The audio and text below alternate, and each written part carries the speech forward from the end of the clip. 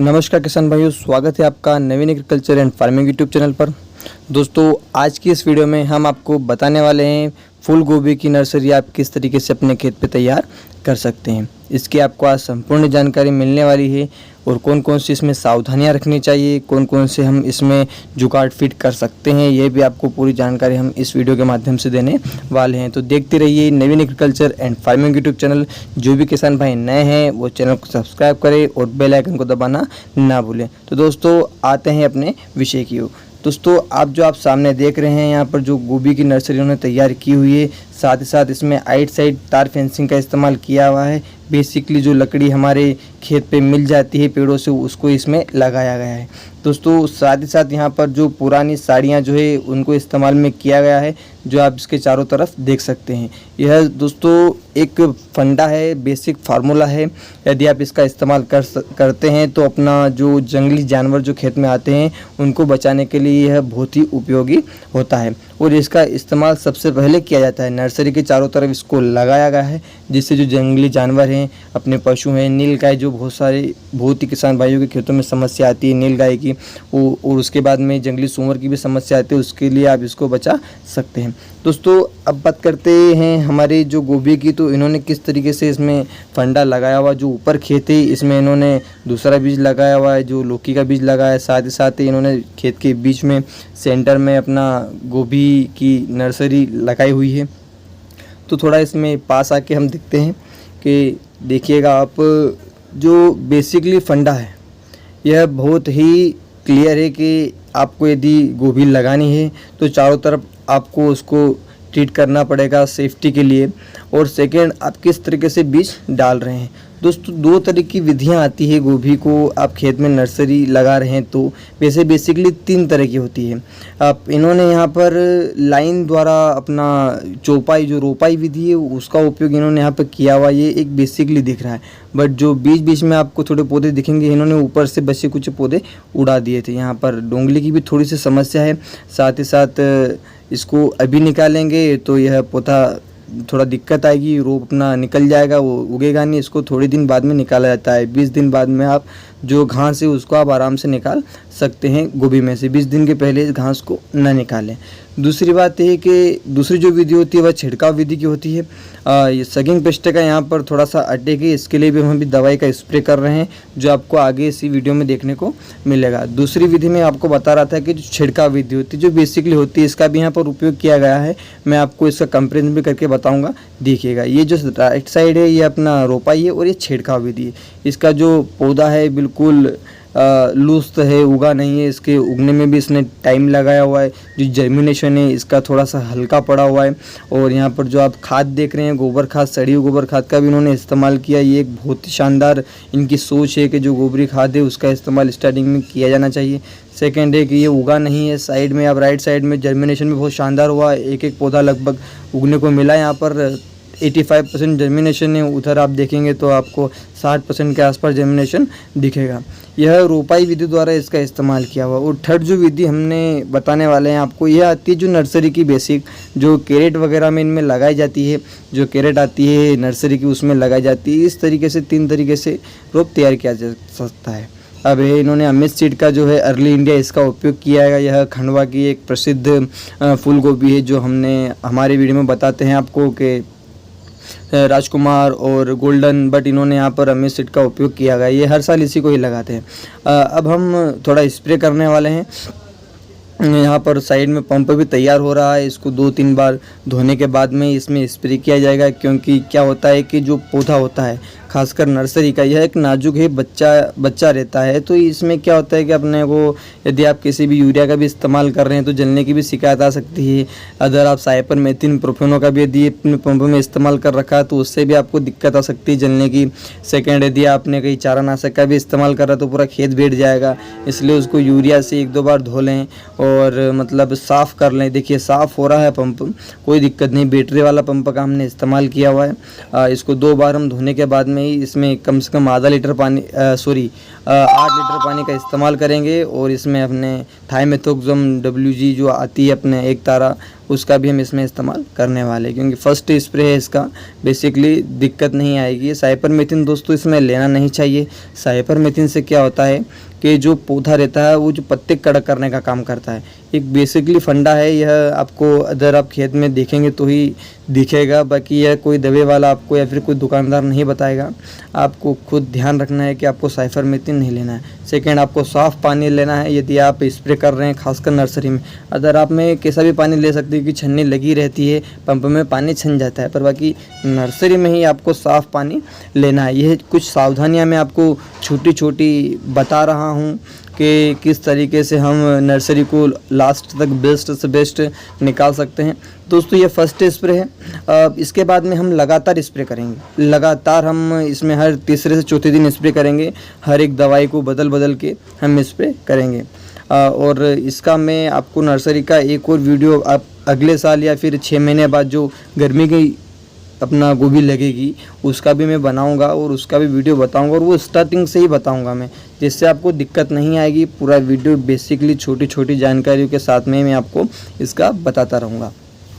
तो दोस्तों यह जो आप देख रहे हैं बेसिकली बहुत ही शानदार उगी हुई है। यहाँ पर मैं आपको एक बेसिकली फंडा बता देता हूँ। इन्होंने पानी जब छोड़ा था रोप की चौपाई करने के बाद में, तो जो टाट आते हैं, अपने कट्टे आते हैं, आलू के हुआ, इनके हुआ, उनको इन्होंने बिछा दिया था इसके ऊपर और फिर पानी छोड़ा था, जिससे क्या है कि बीज बहता नहीं है। बेसिकली पहला फ़ायदा तो आपको यह मिल जाता है कि बीज आपका बहता नहीं है।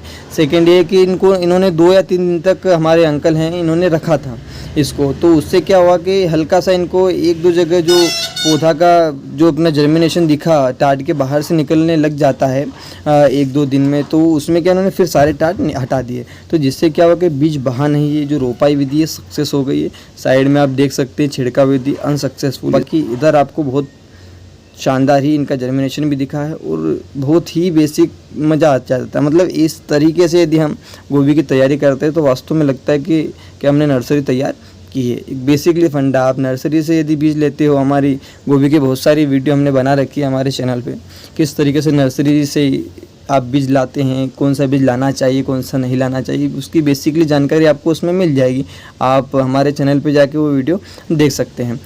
दोस्तों ये पंप तैयार हो गया है। यहाँ पर हमने एक तार का इस्तेमाल किया हुआ है, सिजेंटा कंपनी की ब्रांड नाम। इसको आप कहीं पर भी देखेंगे ये आपको अवेलेबल हो जाएगी। थाइमेथोक्सम इसमें टेक्निकल है, WG फॉर्म में है, दानेदार फॉर्म में जो आता है। रिन्यूअल मतलब कहने का मतलब ये पानी में घुल जाएगा। आप इसको डालेंगे, पानी डालेंगे, ये घुल जाएगी दवाई।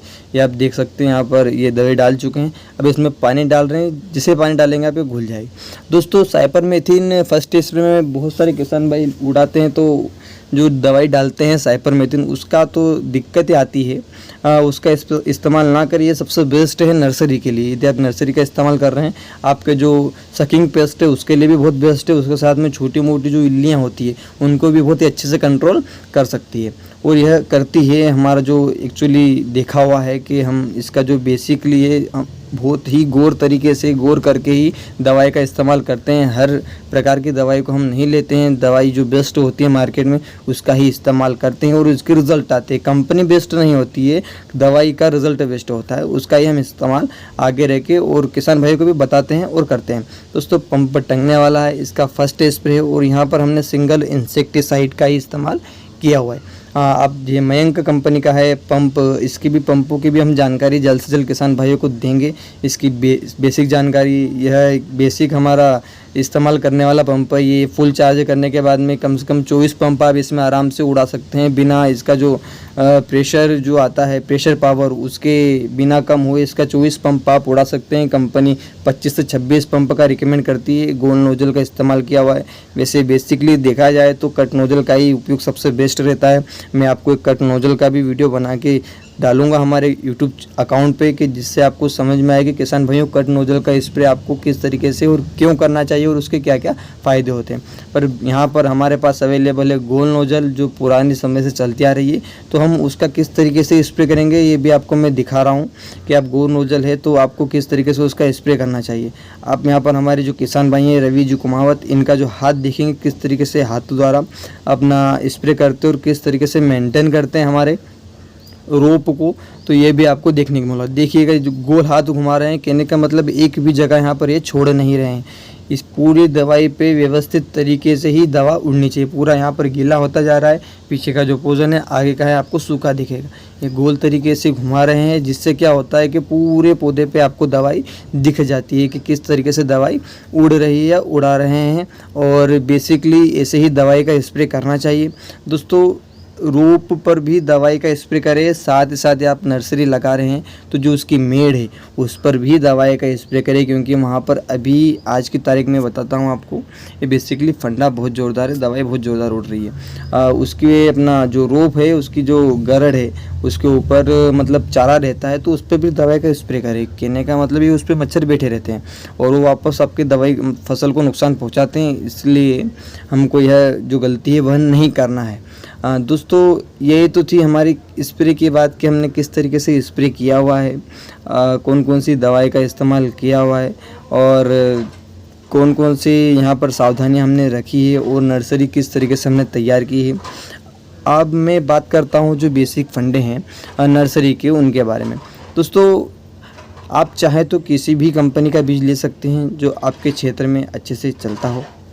ये जो यहाँ पर हमारी गोभी भी, लौकी भी सॉरी तैयार हो चुकी है और लौकी के पत्ते भी दिख रहे हैं। यहाँ पर 2-3 उन्होंने अपना भाजी का भी, हरी पत्ती का भी इस्तेमाल किया हुआ है। इंटरक्रॉपिंग की इन्होंने। मैं 15 से 20 दिन बाद में इस प्लॉट पे वापस विज़िट करूँगा, आपको बताऊँगा कौन कौन सी फसल का इन्होंने इंटरक्रॉपिंग किया हुआ है। दोस्तों आप रोप कोई सी भी गोभी का, किसी भी कंपनी का जो बेस्ट आपके एरिया में चलती हो उसका इस्तेमाल आप कर सकते हैं। वह सिजेंटा हुआ, सूर्य कुमार, राजकुमार सॉरी, और गोल्डन और सकाटा, बहुत सारी कंपनियां बेस्ट आती हैं, बट उसी बीज का इस्तेमाल करें जो आपके क्षेत्र में हमेशा से हो रही है या आपके क्षेत्र वाले स्कूल लगाते हैं। बेसिकली क्या होता है कि जगह जगह से भी फ़र्क पड़ता है कि आप कौन से बीज का इस्तेमाल कर रहे हैं। कुछ कंपनियों का हमारा जो बेसिकली फंडा, में नाम नहीं बता सकता उस कंपनी का, क्योंकि यह हमारे रूल के ख़िलाफ़ है। हमने हमारी एक बेस्ट कंपनी का जो नई उसने, ये तो पुरानी कंपनी बट बाकी उसने नया अपना बीज निकाला था, 4-5 साल उसको हो गए हैं, वो हमने हमारे क्षेत्र में इस्तेमाल किया था और एक नहीं हमारे 10 से 15 किसानों ने उस क्षेत्र में इस्तेमाल किया था। तो वो हमारे गांव सराउंडिंग है उसी में ही वह नहीं उगाता। बाकी हमारे गांव के पड़ोस में भी एक गांव है, वहाँ पर भी गोभी की खेती बहुत ही ज़्यादा क्षेत्र में होती है, बहुत ही समय से होती है। वहाँ पर उन्होंने उस बीज का इस्तेमाल किया था तो वह बेस्ट उगा था, बट बाकी हमारे क्षेत्र में नहीं उगा था।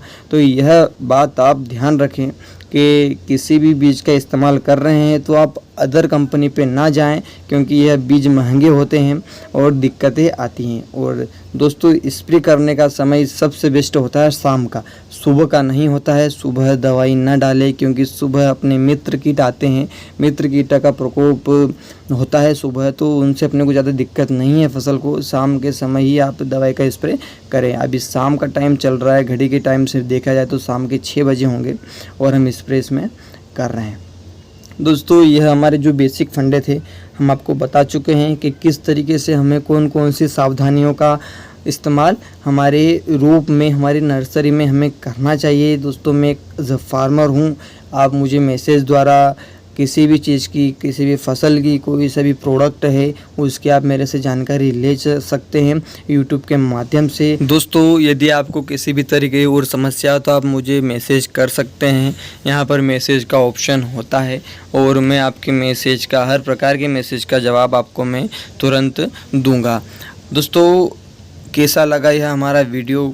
नर्सरी की जो बेसिक जानकारियां हैं लगभग जो हमें पता है, और कुछ मैं भूल गया हूं या फिर कुछ ऐसी जानकारियां हैं जो हमें बतानी चाहिए किसान भाइयों को, तो वो भी आप मुझे कमेंट में बता सकते हैं कि आप यह जानकारी भी किसान भाई को दे सकते हैं। एज आप कोई भी जानकारी हमें बताने वाले हैं तो वह प्रैक्टिकली जानकारी ही हमें बताएं, वह सुनी सुनाई जानकारी ना बताएं। यदि आपने उसका प्रैक्टिकल खेत में कर रखा है तो ही वह जानकारी आप हमसे शेयर कीजिए। ऐसा होगा तो हम भी उसके बारे में एक वीडियो बना के हमारे यूट्यूब अकाउंट पे डालेंगे, जिससे हमारे किसान भाइयों को ज़्यादा से ज़्यादा फ़ायदा मिलेगा। तो दोस्तों यह थी हमारी नर्सरी की तैयारी हमने किस प्रकार की, और ऐसे ही रोचक वीडियो देखने के लिए देखते रहिए Naveen agriculture and farming YouTube channel. और जो भी किसान भाई नए हैं वो चैनल को सब्सक्राइब करें और बेल आइकन को दबाना ना भूलें।